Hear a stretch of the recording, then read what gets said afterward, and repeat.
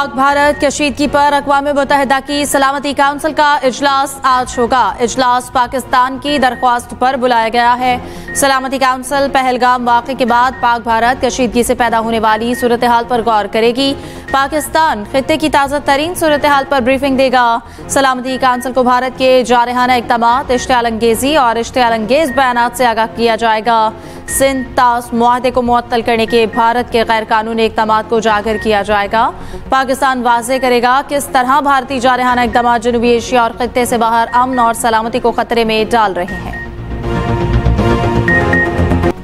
पाकिस्तान का ज़मीन से ज़मीन तक मार करने वाले फतह मिसाइल का कामयाब तजर्बा। ISPR के मुताबिक मिसाइल की रेंज 120 किलोमीटर। यह तजर्बा जारी मार्च इंडस का हिस्सा था। तजर्बे का मकसद अफवाज की अमली तैयारी को यकीनी बनाना, मिसाइल के जदीद नेविगेशन सिस्टम और उसकी तकनीकी सलाहियतों को जांचना था। पाक फौज के सीनियर अफसरान, स्ट्रेटेजिक इदारों के साइंसदानों और इंजीनियर्स ने तजर्बे का मुलाहिजा किया। सदर, वज़ीर आज़म, chairman joint chiefs of staff committee, army chief और दीगर की अफसरान, साइंसदानों और इंजीनियर्स को मुबारकबाद। पाक आर्मी की ऑपरेशनल तैयारी और तकनीकी महारत मुकम्मल एतमाद के काबिल है। Pahalgam false flag. पाकिस्तान में दहशतगर्दी के लिए भारतीय सहूलतकारी के मुस्तनद शवाहिद सामने आ गए। जेहलम से गिरफ्तार दहशतगर्द मजीद के मोबाइल फोन और ड्रोन ट्रांसिक के बाद नाकाबिले तरतीब शवाहिद सामने आए। जरा के मुताबिक दहशतगर्द मजीद भारतीय फौज के ऑफिसर्स और हैंडलर्स के साथ राब्ते में था।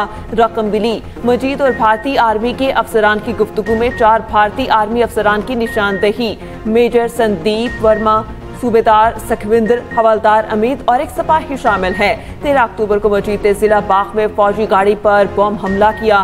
फौज के 3 जवान जख्मी हुए। दहशतगर्द को भारतीय हैंडलर्स ने 1,80,000 रुपए दिए। 30 नवंबर को जलालपुर जट्टा में फौजी गाड़ी पर IED लगाई। 4 जवान जख्मी। मजीद को 6,56,000 मिले।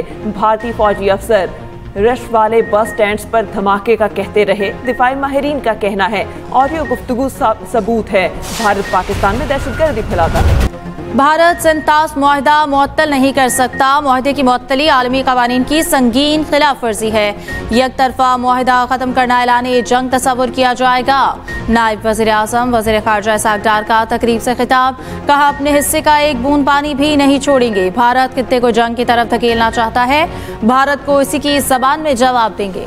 पहलगाम फॉल्स फ्लैग ऑपरेशन का मकसद भारत में जारी अलहदगी की तहरीकों से तवज्जो हटाना है। पाकिस्तान की रियासत इस अफसोसनाक वाक़े में मुलव्वस नहीं। कश्मीर और फ़लस्तीन के मसाइल का हल नागुज़ीर है।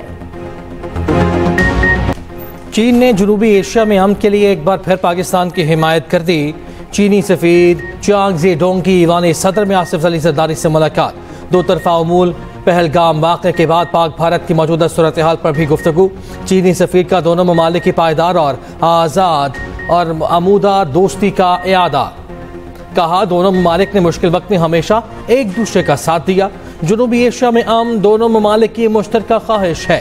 सदर ममलिकत का भारतीय हुकूमत के गैर जिम्मेदाराना और जारहाना बयानात पर इजहार तशवीश। बोले भारत के इक़दामात से इलाकाई अमन व इस्तेहकाम को खतरा है।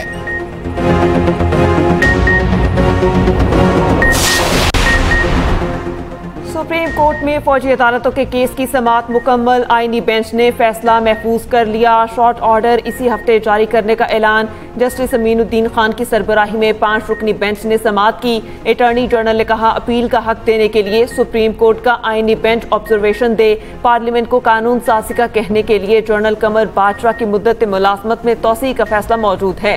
जस्टिस मोहम्मद अली मजहर ने रिमार्क्स दिए। पार्लियामेंट को बाकायदा हिदायत जारी की गई। कानून साजी के लिए 6 माह का वक्त दिया था। अटॉर्नी जनरल मंसूर उस्मान अवान के दलाइल मुकम्मल। 9 मई को हमलों की तफसील बयान कर दी। कहा 9 मई को 4 घंटे में 39 फौजी तंसीबात पर हमले हुए। पाकिस्तान में एक साबिक वजीर आज़म को फांसी हुई। 1 कत्ल हो गई। सियासी पार्टियां ज़ेर-ए-ताब भी रहीं। किसी भी पार्टी ने 9 मई जैसे इक़दामात नहीं किए। जस्टिस जमाल मंदुखेल बोले हो सकता है कि 9 मई को नीयत एहतजाज की हो मगर मामला हद से तजावुज़ कर गया। जस्टिस हसन अजहर रिजवी बोले भुट्टो की फांसी के वक्त लोगों ने गिरफ्तारियां दी, खुदसूसी की। किसी ने इस वक्त इमलाक को आग नहीं लगाई।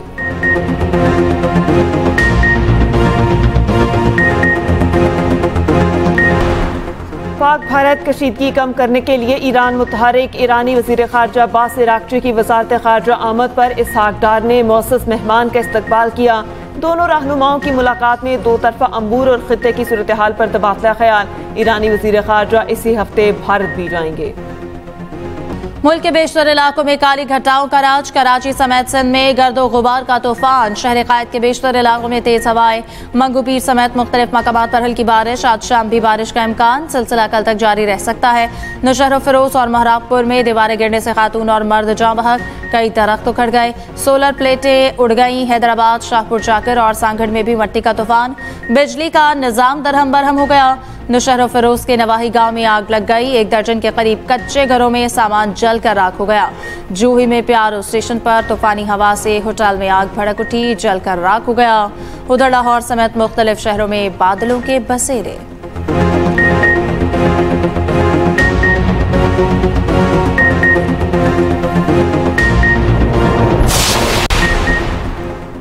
वज़ीर आला पंजाब की भारत से वापस आने वाले मरीजों के मुफ्त इलाज की हिदायत। ट्रांसप्लांट और दीगर अमराज में मुब्तला मरीजों का पंजाब में इलाज यकीनी बनाने का फैसला। भारत ने पाकिस्तानी मरीजों को इलाज अधूरा छोड़कर वापस भेज दिया। मरियम नवाज ने कहा, भारत से आने वाले मरीजों को तन्हा नहीं छोड़ेंगे। भारत की आबी जारहिया दरिया चनाब में पानी आने वाले को रोक दिया गया। भारतीय मीडिया के मुताबिक भारत ने बल्किया डैम के जरिए पाकिस्तान का 90% पानी रोक दिया। किशन गंगा डैम के लिए भी ऐसा ही मंसूबा। दरिया चेहलम में पानी कम होगा। वापडा तर्जुमान के मुताबिक तरबेला के मकाम पर दरिया सिंध में पानी की आमद 92,200, अखराज 50,000 क्यूसिक है। मंगला के मकाम पर जेहलम में पानी की आमद 44,300, अखराज 32,000 क्यूसिक। चश्मा बैराज में पानी की आमद 95,700, अखराज 85,000 क्यूसिक रिकॉर्ड। हेड मुराला के मकाम पर चनाब में पानी की आमद 5,300 क्यूसिक है। नौशहरा के मकाम पर दरिया काबुल में पानी की आमद और अखराज 37,100 क्यूसिक है। तरबेला में पानी की सतह 1,441.26 फीट। पानी का जखीरा 8,13,000 एकड़ फीट है। मंगला में पानी की सतह 1,136.3 फीट से जायद है। स्टेट बैंक मॉनेटरी पॉलिसी का ऐलान आज करेगा। गवर्नर की ज़ेर सदारत मॉनेटरी पॉलिसी कमेटी का अहम इजलास आज होगा। प्रेस रिलीज के जरिए 1.5 माह के लिए शरह सूद का ऐलान किया जाएगा।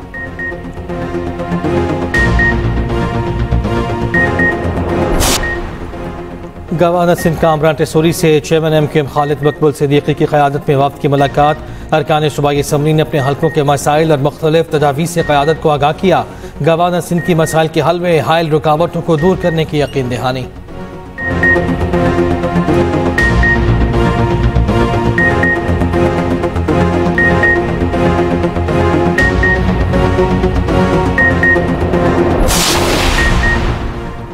वज़ीर आला सिंध मुराद अली शाह से बॉक्सर उस्मान वज़ीर की मुलाकात। वज़ीर आला सिंध मुराद अली शाह ने कहा, भारत के जंगी जुनून में ये पाकिस्तान की पहली बड़ी फतह है। सिंध हुकूमत उस्मान वज़ीर को वर्ल्ड ओपन मुकाबले में लेकर आएगी। वज़ीर आला सिंध का उस्मान वज़ीर को माली इमदाद और सहूलियात देने का ऐलान।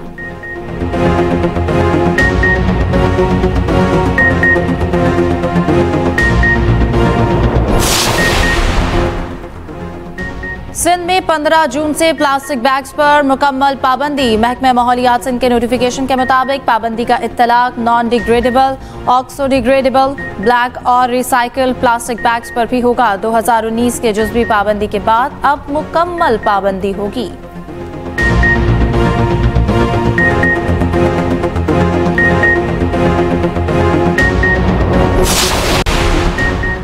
सुप्रीम कोर्ट में सुपर टैक्स से मुताल्लिक केस की समाअत कल तक मुलतवी। जस्टिस जमाल खान मंदोखेल ने पूछा, आप ये बता दें ये टैक्स आर्टिकल 173 के तहत ही लगाया गया था या नहीं?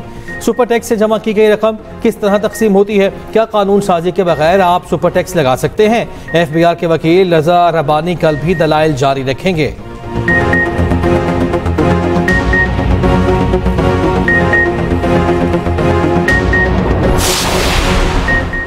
पहलगाम वाक़या भारत की अपनी इंटेलिजेंस नाकामी है। हिंदुस्तान को बैनुल-अक़वामी सतह पर शदीद नाकामी का सामना है। स्पीकर पंजाब असम्बली मलिक अहमद खान कहते हैं, भारत के पास कोई सबूत नहीं। पाकिस्तानी फौज दुश्मन के दांत खट्टे करने की पूरी सलाहियत रखती है। अवाम मुसल्लह फौज के शाना बशाना लड़ने के लिए तैयार हैं।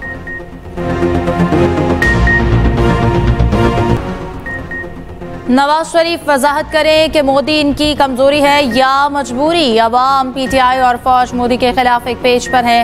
मुशीर इत्तलात KP बैरिस्टर सैफ कहते हैं कि नवाज शरीफ की खामोशी सबूत वो और मोदी एक पेज पर है। पीटीआई के खिलाफ वावेला करने वाली हुकूमत पहले अपनी जमात के सदर से मोदी के खिलाफ बयान दिलाए।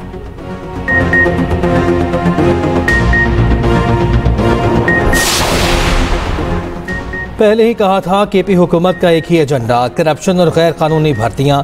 बानी का विजन कहाँ गया? कोहिस्तान में करप्शन का बड़ा स्कैंडल सामने आया। गवर्नर KP फैसल करीम कुंडी कहते हैं खैबर पख्तूनख्वा में अली बाबा 40 चोर की कहानी चल रही है। इंसाफ की हुकूमत में करप्शन अफसोसनाक है।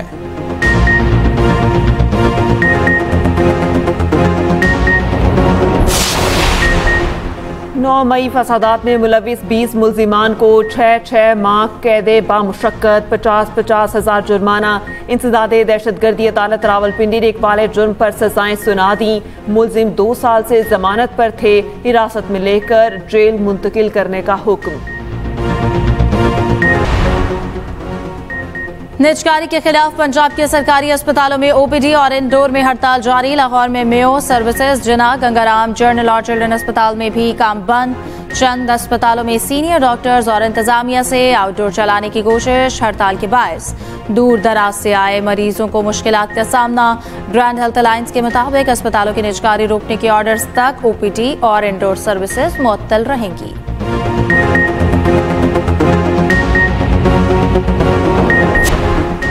भारत का फॉल्स फ्लैग ऑपरेशन और पाकिस्तान के जवाबी इक़दाम। पल पल बदलती सूरत हाल पर एक्सप्रेस न्यूज का कंट्रोल रूम 24 घंटे मुतहरिक। क्या सच है क्या झूठ? एक्सप्रेस न्यूज की हर खबर पर नजर, रिवायत बरकरार। पाकिस्तान की भारत के साथ समुद्री हदूद कौन कौन सी हैं? सूबा सिंध में जमीनी सरहद कहां कहां है? तफसीली रिपोर्ट इसी बुलेटिन में।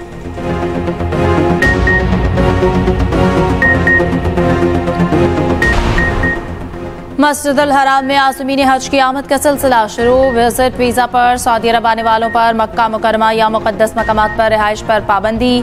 सऊदी वज़ारत हज के मुताबिक गैर मुल्कियों को मक्का मुकरमा में रिहाइश फराहम करने पर 1 लाख रियाल जुर्माना होगा।